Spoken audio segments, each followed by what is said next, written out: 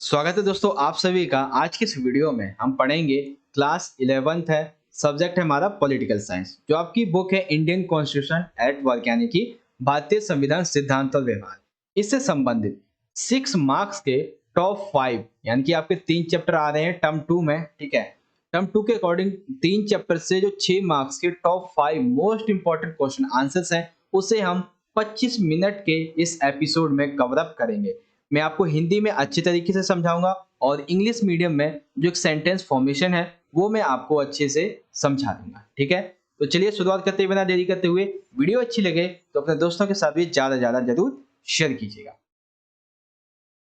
बात करते हैं क्वेश्चन नंबर 1 की। देखिए सबसे पहला प्रश्न बनेगा जो 6 मार्क्स में आएगा, राष्ट्रपति की पद तथा स्थिति का वर्णन कीजिए। देखिए जब पूछा जाएगा राष्ट्रपति की पद और स्थिति यानी कि आपको राष्ट्रपति के पद से लेकर उसके हटने तक की प्रक्रिया को आपको समझाना होगा। ठीक है, भले ही आपको एक एक दो दो लाइन में हर एक चीज लिखना हो, जैसे योग्यता हो गई, चुनाव हो गए, विशेष अधिकार हो गया, महाभियोग प्रक्रिया हो गई, ये सारी बातें आपको इस क्वेश्चन में लिखनी होंगी। ठीक है, तो सबसे पहले देखो एक भूमिका हम लिखेंगे, भूमिका लिखना आपके लिए जरूरी होगा। भारतीय संविधान में राष्ट्रपति को देश का औपचारिक प्रधान माना जाता है यानी कि देश का औपचारिक प्रधान कौन है? राष्ट्रपति। राष्ट्रपति के पास कार्यकारी, विधायी, कानूनी और आपातकालियां जरूर होती हैं, बहुत होती हैं, बिल्कुल सही है, लेकिन वो इन शक्तियों का प्रयोग तभी कर सकता है जब वो प्रधानमंत्री या फिर मंत्रिपरिषद की सलाह लेता है। तो ये तो हो गई आपकी एक छोटी सी भूमिका। अब देखो राष्ट्रपति के लिए योग्यता क्या होती है? भारत का नागरिक, न्यूनतम आयु 35 वर्ष, न्यायालय के द्वारा सजा प्राप्त ना हो, लाभ की पद पर आसीन ना हो, पागल व दिवालिया ना हो, लोकसभा का सदस्य निर्वाचित होने की योग्यता रखता हो। तो ये पॉइंट एक मैंने लिख दिया है इसकी योग्यता के बारे में, क्या क्या योग्यता है। आप 2 से 3 योग्यता लिखे हुए तो भी चलेगा। चुनाव की बात करें तो राष्ट्रपति का चुनाव जो है वो आम जनता नहीं करती है, बल्कि उनके द्वारा जो विधायक होते हैं, जो सांसद होते हैं, वो करते हैं। और ये जो निर्वाचन है वो दो दो तरह से होता है। एक होता है समानुपातिक प्रतिनिधित्व प्रणाली के आधार पे और एक होता है एकल संक्रमणीय मत के आधार पे। आप दोनों में से कोई भी एक भी लिख देंगे तो भी आपको पूरा मार्क्स मिल जाएंगे। और राष्ट्रपति का कार्यकाल होता है 5 वर्ष। अगर उससे पूर्व से हटाना है तो उस पर महाभियोग की जो प्रक्रिया है वो लगानी होती है। ठीक है, तभी उसे उसके पद से हटाया जा सकता है। तो 2 पॉइंट हो गए आपके अभी तक, योग्यता और जो चुनाव है वो किस तरह से होता है। विशेष अधिकार भी आप इसमें लिखेंगे, लेकिन आप जो है जब ये क्वेश्चन आएगा पद और स्थिति तब आप इतना बड़ा तो लिखेंगे नहीं। ठीक है, तो मैं आपको ये इस तरीके से बड़ा करके इसलिए समझा रहा हूं ताकि विशेष अधिकार ही अगर अलग से 6 मार्क्स में पूछ दिया जाए तो भी आप ये पूरा लिख पाएंगे। ठीक है, और रही बात इसकी भूमिका की, तो भूमिका आप यही लिख देंगे सिंपल सी। ठीक है, सभी में। तो देखो सबसे पहले इनका विशेष अधिकार है विधेयक को पुनर्विचार के लिए लौटा देना। संसद के द्वारा यदि राष्ट्रपति को कोई विधेयक भेजा जाता है, अगर राष्ट्रपति को ये लगता है कि भाई ये जो फैसला है वो देश के हित में नहीं है या फिर अभी इसमें कोई कमी है, तो वो उसे संसद को पुनर्विचार के लिए वापस भेज सकता है। लेकिन जब विधेयक दोबारा भेजा जाएगा तो राष्ट्रपति को उस पर हस्ताक्षर करने ही होंगे, पहला। दूसरा है वीटो शक्ति। ये आपको पता ही होगा वीटो शक्ति क्या होती है। वीटो शक्ति का प्रयोग करके राष्ट्रपति जो है वो संसद के द्वारा पारित किसी भी विधेयक को स्वीकृति देने में विलंब कर सकता है। अपवाद है धन विधेयक, यानी कि राष्ट्रपति के पास कोई भी संसद ने एक विधेयक भेज दिया, राष्ट्रपति चाहे तो उसे एक अनियमित समय तक अपने पास, एक अनिर्धारित समय तक अपने पास रख सकता है। इसे हम पॉकेट वीटो भी कहते हैं। ठीक है, तो वीटो शक्ति क्या है ये समझ में आ गया। फिर है औपचारिक रूप से प्रधानमंत्री की नियुक्ति। इसका मतलब ये होता है कि इस विशेष अधिकार के तहत जो राष्ट्रपति है वो अपने राजनीतिक विशेष अधिकार का उपयोग करता है।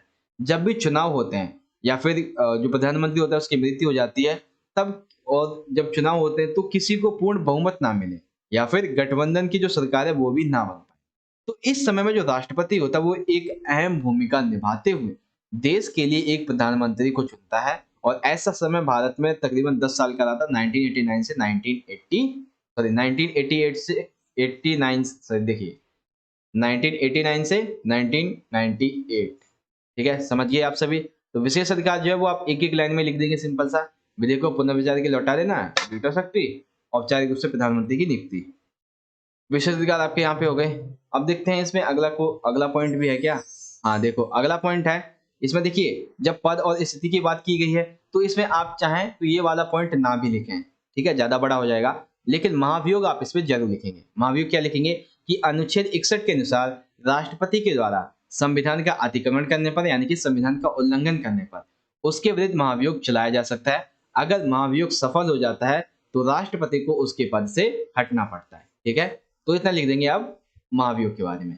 लेकिन अलग से 4 मार्क्स में अगर क्वेश्चन पूछा जाए कि राष्ट्रपति को प्रधानमंत्री की सलाह माननी ही पड़ती है, क्यों? तो देखो, भारतीय संविधान के अनुच्छेद 74 में ये कहा गया है कि राष्ट्रपति को उसके कार्यों में सलाह देने के लिए प्रधानमंत्री के नेतृत्व में एक मंत्रिमंडल होगा और उन्हीं की सलाह के अनुसार राष्ट्रपति कार्य करेगा।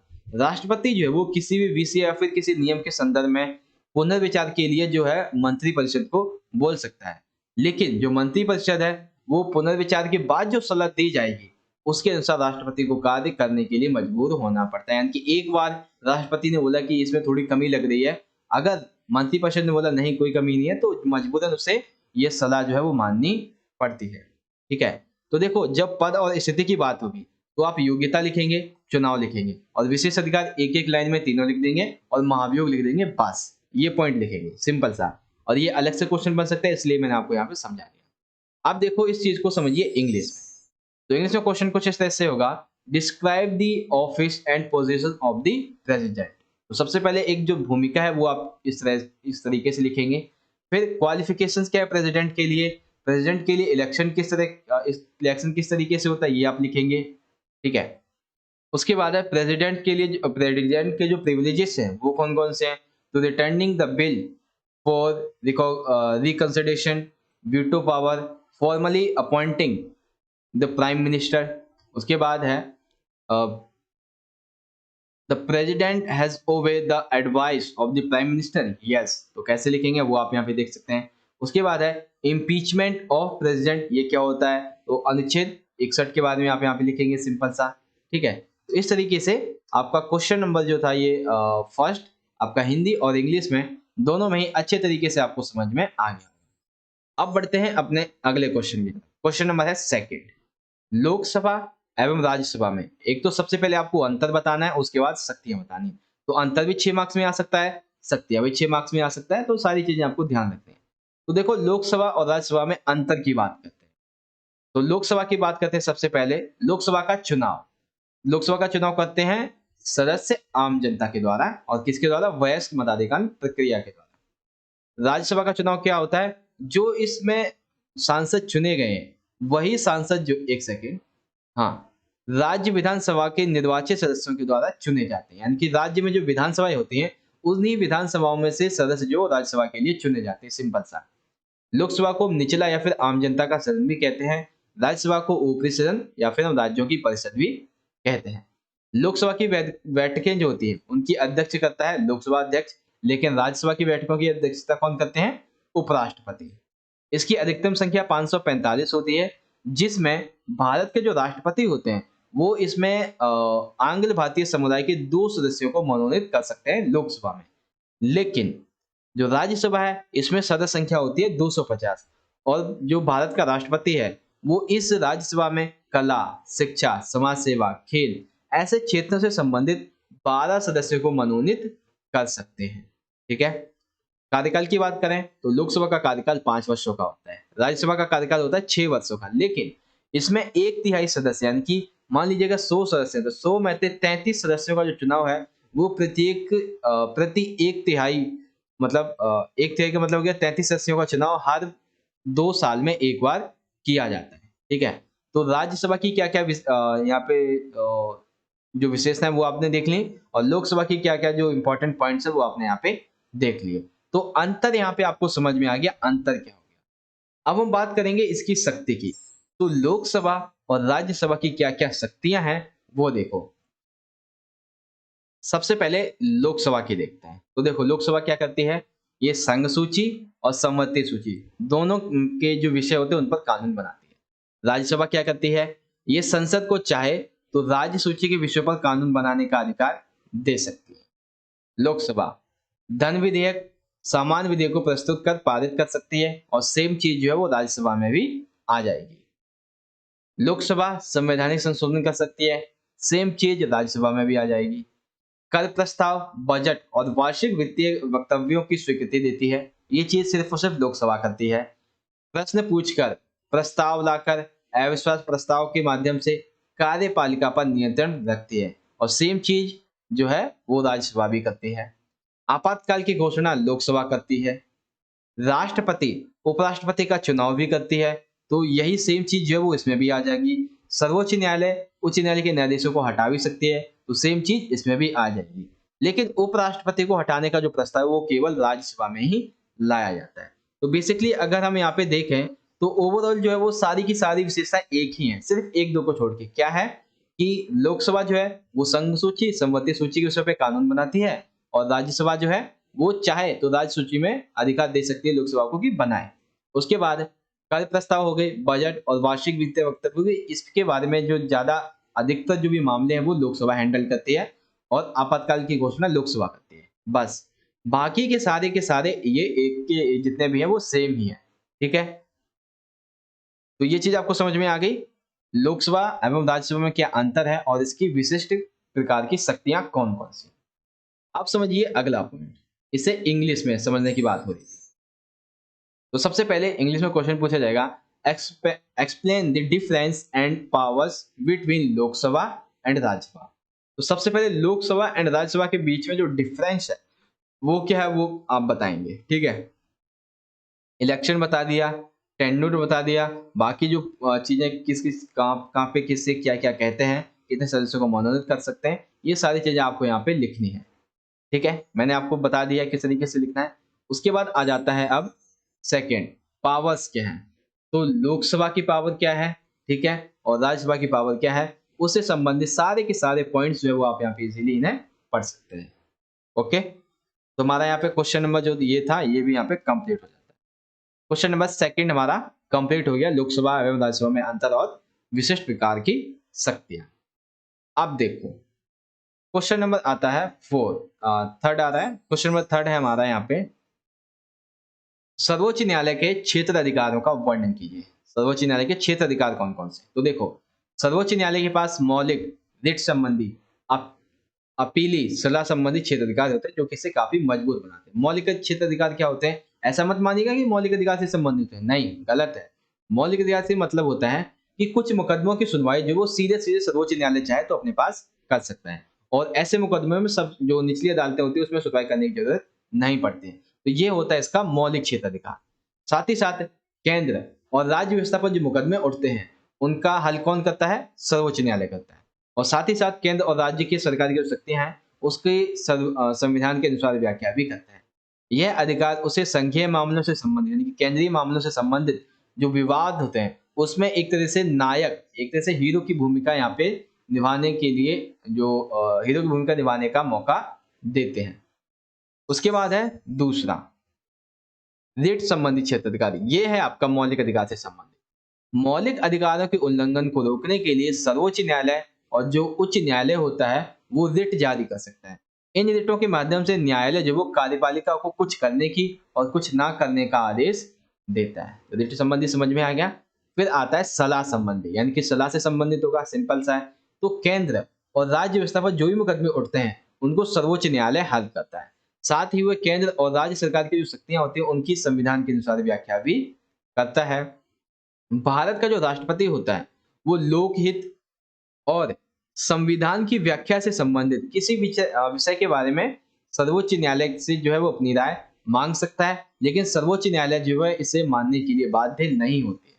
उसी के साथ ही साथ राष्ट्रपति जो है, राष्ट्रपति विषय के द्वारा यानी कि जो विषय राष्ट्रपति ने सर्वोच्च न्यायालय के पास भेजा है वो सिर्फ और सिर्फ, इसका मतलब ये नहीं कि उसकी हमें जो है साइन चाहिए, इसका मतलब ये है कि वो ये जानना चाहते हैं कि सरकार अपने कानूनों में न्यायपालिका की जो निश्चितता है उसको किस तरीके से बनाए रखते हैं। फिर आगे भी और आते हैं हमारे, दो और हैं अभी, दो नहीं, लास्ट है अपीली क्षेत्र अधिकार। अपील यानी कि सिंपल सी बात है, अपील से संबंधित होगा। तो कोई भी व्यक्ति उच्च न्यायालय यानी कि जो सुप्रीम कोर्ट होता है, सुप्रीम कोर्ट के नीचे क्या होता है, हाई कोर्ट। तो हाई कोर्ट से अगर उसे कोई भी न्याय अच्छा नहीं लगा तो सुप्रीम कोर्ट में अपील दायर कर सकता है, लेकिन उसके लिए उसके पास प्रमाण पत्र होना चाहिए। अपीली क्षेत्र अधिकार का अर्थ होता है कि सर्वोच्च न्यायालय पूरे मुकदमे पर पुनर्विचार करेगा और उसके कानूनी मुद्दों की दोबारा से जांच करेगा। सर्वोच्च न्यायालय अपनी से नीचे की जो अदालतें होती हैं उनके फैसलों को बदल सकता है और पुनः तरीके से निर्णय भी ले सकता है। तो ये सारी चीजें आप यहाँ पे इस तरीके से एक्सप्लेन कर देंगे। तो अपीली क्षेत्र का समझ में आया, सलाह संबंधी, रिट संबंधी और मौलिक क्षेत्र का। तो क्वेश्चन नंबर थर्ड हमारा यहाँ पे कंप्लीटली कंप्लीट हो जाता है। अब बात करते हैं इसे इंग्लिश में। तो इंग्लिश में क्वेश्चन आएगा, describe the jurisdiction of supreme court. ठीक है, तो सबसे पहले ओरिजिनल जुरिडिक्शन क्या है, उसके बाद रेट जुरिडिक्शन क्या है, एप्लीट जुरिडिक्शन क्या है, and then last advisory jurisdiction क्या है। तो इन सभी को आप किस तरीके से एक्सप्लेन करेंगे, सबके पॉइंट्स मैंने लिखे हुए हैं। आप इन पॉइंट्स को वीडियो को पॉज करके जरूर पढ़ें, ताकि आप जो है सही आंसर इसका लिख पाएंगे। तो ये चीज आपको यहाँ पे समझ में आ गई। चलिए अब देखते हैं हमारा क्वेश्चन नंबर 4। फोर्थ क्वेश्चन में बच्चों हमसे पूछा गया है, प्रधानमंत्री की सरकार में भूमिका का वर्णन कीजिए। यानी कि प्रधानमंत्री जो है उसकी सरकार में क्या भूमिका होती है ये समझाना है। तो एक भूमिका लिखेंगे सबसे पहले। तो औपचारिक रूप से देश का प्रमुख राष्ट्रपति होता है, लेकिन सरकार का प्रमुख प्रधानमंत्री होता है, जिसके पास कई शक्तियां होती हैं जो ये सुनिश्चित करती हैं कि राज्य यानी कि देश का विकास एवं संचालन किस प्रकार से किया जाएगा। तो सबसे पहले तो हमने क्या किया है, एक लिख दिया यहाँ पे भूमिका। अब देखो स्थान क्या है, तो सबसे पहले इसमें अभी हम योग्यता लिख देंगे। योग्यता क्या थी, भारत का नागरिक, न्यूनतम आयु वर्ष 25, पागल दिवालिया ना हो, प्रधानमंत्री और जितने भी मंत्री हैं उनके लिए संसद का सदस्य होना अनिवार्य है। अगर संसद का सदस्य हुए बिना कोई व्यक्ति मंत्री बन जाता है तो 6 महीने के अंदर उसे किसी भी सदन का सदस्य होना अनिवार्य हो जाता है। ऐसा नहीं होता है तो उसे अपने पद से त्यागपत्र देना पड़ेगा। तो ये क्या है, ये है योग्यता। तो 1 मार्क्स जो है वो आपको योग्यता के बारे में मिल जाएगा। अब इस सरकार में सर्वोपरि स्थान कैसे होता है, प्रधानमंत्री का स्थान सरकार में सर्वोपरि होता है। मंत्रिपरिषद जो है वो तभी अस्तित्व में आती है, मंत्रिपरिषद तभी बनती है जब प्रधानमंत्री अपने पद जो है उसकी शपथ ग्रहण करता है। उसके बाद जो प्रधानमंत्री है वो बहुमत प्राप्त दल का नेता है। यानी कि प्रधानमंत्री की यदि मृत्यु हो जाए या फिर त्यागपत्र दिया जाए तो पूरी की पूरी मंत्रिपरिषद जो भंग हो जाती है। अर्थात प्रधानमंत्री लोकसभा में एक तरह से बहुमत प्राप्त दल का नेता होता है। जैसे ही वह बहुमत खो देता है वह अपना पद भी खो देता है। ठीक है, उसके बाद मंत्रिपरिषद का प्रधान, देखो जो प्रधानमंत्री है और मंत्रिपरिषद है उसका ये प्रधान होता है। यानी कि पीएम जो है वो अपनी प्राइम मिनिस्ट्री जो है उसका प्रधान होता है। उसके मंत्रिपरिषद में कौन कौन से लोग होंगे, ठीक है, प्रधानमंत्रियों के विभिन्न मंत्रियों के पद, स्तर, मंत्रालय, इन सभी का आवंटन भी कौन करता है, प्रधानमंत्री ही करता है। उसके बाद राष्ट्रपति को सलाह देना, प्रधानमंत्री एक तरफ जो मंत्रिपरिषद है तो दूसरी तरफ जो प्रशासन है और जो प्रस्तावित कानून है उसके बारे में जो राष्ट्रपति होता है उसे सूचित करते हैं। प्रधानमंत्री की शक्ति के स्रोत क्या है, सबसे पहला है मंत्रिपरिषद पर इसका नियंत्रण होता है, लोकसभा में इसका नेतृत्व होता है, मीडिया तक इसकी पहुंच होती है, चुनाव के दौरान उसके व्यक्तित्व का उभार आता है, विदेशी यात्राओं और अंतर्राष्ट्रीय जो सम्मेलन होते हैं उसमें राष्ट्रीय नेता की एक छवि जो वो सामने उभर कर आती है। अब एक सबसे आखिरी पॉइंट बचा यहाँ पे 91 संविधान संशोधन। इसका मतलब क्या है, देखो 91 संविधान संशोधन के द्वारा ये व्यवस्था की गई थी कि मंत्रिपरिषद के जो सदस्य उनकी सदस्य संख्या लोकसभा की सदस्य संख्या कितनी है, 500, एक सेकेंड, 545। ठीक है, तो उसकी सदस्य संख्या से 15%, अगर मैं इसका 15% निकालूं तो कितना हो जाएगा, हाँ तकरीबन मान लीजिए 31 हो जाएगा। ठीक है, 31 मान लीजिए। तो इतनी 31 ही जो है एक मंत्रिपरिषद में सदस्य हो सकते हैं। ठीक है, 30 से 31, सिंपल सा।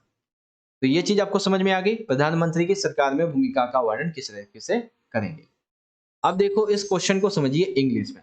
अगर आपको इंग्लिश में समझना है तो describe the role of the prime minister in the government. तो सबसे पहले एलिजिबिलिटी लिखेंगे, पैरामाउंट पोजीशन इन गवर्नमेंट, उसके बाद leader of the major party, head of the council of ministers, source of power of the prime minister, advising the president, 91st 91 constitutional amendment।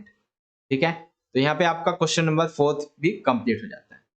चलिए question number देखते हैं 5 में हमसे पूछा गया है, न्यायपालिका जो है इसकी स्वतंत्रता को अगर हमें बनाए रखना है तो हमें संविधान में, हमारे संविधान में कौन कौन से प्रावधान किए गए हैं। तो सबसे पहला प्रावधान है योग्यता का। क्या प्रावधान है कि जिस भी बंदे को न्यायाधीश बनना है उसके लिए वकालत का अनुभव होना जरूरी है। कानून है, जो वकालत है, कानून है, लॉ है, उनका अनुभव जरूरी है। अगर वो राजनीति में महारत हासिल नहीं भी हो तो भी इससे कोई मतलब नहीं है। ठीक है। सेकंड है न्यायाधीशों की नियुक्ति के संबंध में प्रावधान, यानी कि न्यायाधीश जो है उसमें क्या होता है कि राष्ट्रपति अगर जरूरत पड़ने पर चाहे तो जो मुख्य न्यायाधीश होता है और जो अन्य न्यायाधीश होते हैं उनसे परामर्श लेता है अगर जो न्यायाधीश होते हैं उनकी नियुक्ति करनी है। ठीक है। मान लीजिए कोई जो एक मुख्य न्यायाधीश है उसकी रिटायरमेंट की आयु आ चुकी है 65। अब ये क्या है, अभी ये है मुख्य न्यायाधीश, तो राष्ट्रपति को अगले मुख्य न्यायाधीश को क्या करना है, यहाँ पे नियुक्त करना है। तो उस मुख्य न्यायाधीश को नियुक्त करने के लिए वो जो वर्तमान में है उससे और जितने भी वरिष्ठ न्यायाधीश होते हैं उनसे सलाह मशवरा करता है। पद की सुरक्षा, न्यायाधीशों के पद की सुरक्षा को सुनिश्चित करने के लिए ताकि उन्हें उसके कोई पद से हटा ना सके, इसके लिए यह प्रक्रिया बहुत जटिल है। यदि अतिक्रमण किया जाए और अयोग्यता हो तभी इसी के आधार पर जो है हम दोनों सदनों में 2/3 बहुमत से एक जो विधेयक होता है उसको पारित करके हम जो न्यायाधीश है उसको उसके पद से हटा सकते हैं। ठीक है। उसके बाद देखिए अगला पॉइंट क्या है, पर्याप्त वेतन एवं भत्ता। इसका मतलब क्या है, तो न्यायपालिका की स्वतंत्रता जो है इसे बनाए रखने के लिए जो न्यायाधीश हैं उनको आर्थिक रूप से काफी सुदृढ़ बनाया गया है। सबसे पहले तो उन्हें पर्याप्त वेतन मिलता है, मुफ्त आवास मिलता है, और जब भी वे सेवानिवृत्त रिटायरमेंट हो जाते हैं तो उन्हें बहुत अधिक मात्रा में पेंशन यानी कि घर बैठे बैठे फ्री में पैसे भी मिल रहे होते हैं। सेवानिवृत्ति के पश्चात वकालत करने पर प्रतिबंध, यानी कि भारतीय संविधान जो है वो सेवानिवृत्त यानी कि रिटायरमेंट होने के बाद न्यायाधीश को भारत के किसी भी जो क्षेत्र है उसमें वकालत करने की अनुमति नहीं देता है। उसके बाद है सबसे आखिरी कार्य प्रणाली के संबंध में प्रावधान। इसका मतलब क्या है, न्यायपालिका जो है इसकी स्वतंत्रता को बनाए रखने के लिए उसके कार्य प्रणाली के नियमन के हेतु नियम बनाना, उनका उन अधिकारों को स्वयं भी न्यायपालिका जो मतलब देखो दोबारा से समझेंगे इसको। कार्यपालिका के संबंध में प्रावधान, कार्य प्रणाली, न्यायपालिका जो है वो अपनी स्वतंत्रता को खुद ही बनाए रख सकती है और अपने कार्य प्रणाली के लिए अपने नियम के लिए वो खुद ही नियम बनाएगी। लेकिन शर्त यह है कि जो नियम है वो संसद द्वारा जो एक विधि निर्मित की गई है उसके अनुसार ही होने चाहिए और राष्ट्रपति जो है उसे उसके हस्ताक्षर भी उस नियम पर होने चाहिए जो आप पालन करने वाले हैं। ठीक है। तो न्यायपालिका की स्वतंत्रता को कुल इस तरीके से जो है हम सुरक्षित कर सकते हैं। उसके बाद समझिए इस क्वेश्चन को इंग्लिश में। तो इंग्लिश में पूछेगा what are the various provisions of the constitution to maintain the independence of the judiciary. तो सबसे पहला है provisions regarding the appointment of जजेस, सिक्योरिटी ऑफ द पोस्ट।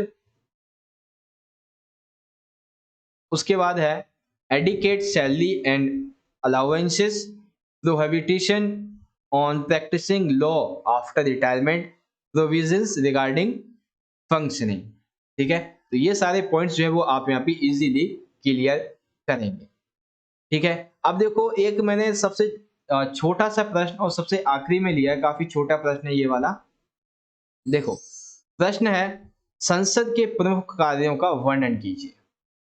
ये क्वेश्चन मैंने आपको 4 मार्क्स में भी अच्छे से समझाया हुआ था। ठीक है। संसद के प्रमुख कार्य कौन कौन से हो सकते हैं, तो फिर भी मैं आपको एक बार दोबारा से समझा देता हूँ। तो देखो एक भूमिका लिखेंगे सबसे पहले, तो यह सरकार का वो है अंग होता है जो देश के लिए देश स्तर पर नीतियां बनाता है और इसके पास संविधान की कई कार्यकारी शक्तियां भी होती हैं और भारतीय संघ की जो विधायिका है उसे संसद कहते हैं जिसके कार्य निम्नलिखित होते हैं। सबसे पहले कार्य क्या है, कानून को बनाना। किसी भी विधानमंडल का यह सबसे अहम कार्य होता है। भारत की संसद उन सभी तमाम विषयों पर कानून बनाती है जो संघ सूची और संवत्ति सूची में सम्मिलित होते हैं। संवैधानिक कार्य, संविधान के अंतर्गत संसद ही एकमात्र ऐसा निकाय है जो संविधान में संशोधन के लिए प्रस्ताव पेश कर सकती है और संशोधन का प्रस्ताव किसी भी सदन में चाहे लोकसभा हो राज्यसभा हो किसी में भी पेश किया जा सकता है। ठीक है। इस तरीके से आप इसका आंसर लिखेंगे। उसके बाद आगे आ जाता है इसका, हाँ, अगला है बहस का मंच। बहस का मंच क्या है कि संसद जो है इसमें सभी प्रकार के धर्म, सभी प्रकार की भाषाएं, जाति, यानी कि विभिन्न प्रकार के धर्म, भाषा, जाति, ऐसे लोग जो है वो अपने विचारों को रखने के लिए यहाँ पर आजाद होते हैं। अगर कोई भी संसद में मुद्दा उठता है तो इन सभी को बोलने का पूरा अधिकार दिया जाता है, इसीलिए संसद को बहस का मंच माना जाता है। कार्यपालिका पर नियंत्रण, देखो संसद क्या करती है कि जो मंत्रिपरिषद होती है उसके द्वारा छोटी सी कोई गलती की गई है या उन्हें कोई वायदा कोई वचन किया था वो पूरा नहीं किया, तो इससे संबंधित एक जवाबदेही तय करवाते हैं और उनसे क्वेश्चन पूछते हैं और उसका आंसर उनसे लेते हैं। वित्त का नियंत्रण, संसद जो है खास करके लोकसभा, ये वित्त के कार्य क्षेत्र में महत्वपूर्ण अधिकारों का प्रयोग करती है। विधायिका को ये सुनिश्चित करना होता है कि सार्वजनिक निधि की उगाही, यानी कि सार्वजनिक जो पैसा है वो कहाँ से आएगा, कितना खर्च होगा, कब और कहाँ पे किस किस को कितना देना है, तो ये सभी कौन करता है, लोकसभा। फिर है न्यायिक कार्य, संसद के पास राष्ट्रपति, उपराष्ट्रपति, सुप्रीम व हाई कोर्ट के जजों के साथ साथ संघ व राज्य लोक सेवा आयोगों के अध्यक्षों तथा सदस्यों और सीएजी पर महाभियोग चलाने का अधिकार भी होता है। ठीक है, तो ये चीज आप यहाँ पे इजीली तरीके से एक्सप्लेन कर देंगे। अब इसी चीज को आप इंग्लिश में समझना चाहें तो देख सकते हैं, describe the main functions of the parliament. तो constitutional function, law making is the main function of any legislature, forum of debate, control of the executive, control of finance, judicial functions। तो इस तरीके से आज का जो हमारा ये क्वेश्चन था, ये सारे क्वेश्चन आपको इजीली तरीके से समझ में आ गए होंगे। गाइस, आपको वीडियो अच्छी लगी हो तो लाइक करें, इस वीडियो को ज्यादा से ज्यादा अपने सभी दोस्तों के साथ जरूर शेयर करें ताकि वो भी इस वीडियो के बारे में, इस वीडियो से संबंधित जो भी इंपॉर्टेंट क्वेश्चन आंसर है उसके बारे में जान सकें। मिलेंगे आपसे बच्चों अगली वीडियो में, तब तक के लिए आप पढ़ते रहें, वीडियो को लाइक करें, ज्यादा से ज्यादा सभी दोस्तों के साथ शेयर कीजिएगा। मिलेंगे नेक्स्ट वीडियो में, तब तक के लिए आप पढ़ते रहिए, अपना ख्याल रखिए, धन्यवाद, जय हिंद, वंदे मातरम।